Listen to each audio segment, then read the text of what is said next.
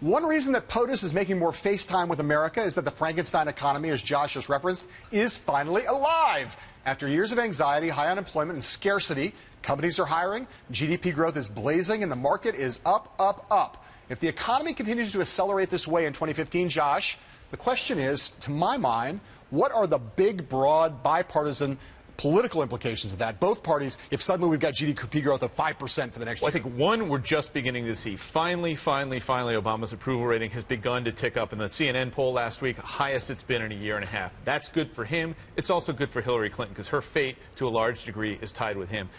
You may disagree with this. I think this actually may Josh, be good news. I would never disagree with you. Hear out my contrarian thesis. I think this will be good news for the Republican Party because if the economy isn't in the tank, they're going to have to come up with some kind of a positive agenda that's more than just slamming Obama. And whether they do it by choice or by circumstance, it now looks like circumstance, they're going to have to kind of come up with something better. Well, that is good for them heading into 2016. Well, the problem is, I think, look, I mean, having a good economy is the only way that Democrats are going to hold the White House 3 consecutive terms.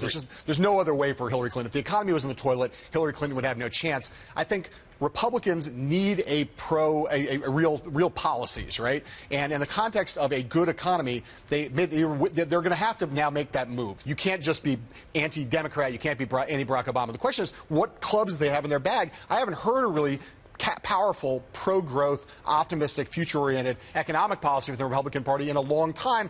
I don't know in any circumstance what that would be, including this one. That's a great point. And I think one of the reasons you see so much excitement around the candidacy of people like Jeb Bush is there is someone who's a real governor with a mind for policy and just isn't out there demonizing Obamacare, which has really been the only tool in the Republican playbook over the last year. I'll tell you who booming growth is bad for in both parties is the populist wing of each party, because populism thrives in eras of anxiety and where there's eras of where you're dealing with not abundance, not optimism. You're dealing with pessimism and fear that the populists tend to hold sway then. In an era of good feeling, populists do not tend to be the ones in the driver's seat. I'm not going to get a President Ted Cruz. Yeah.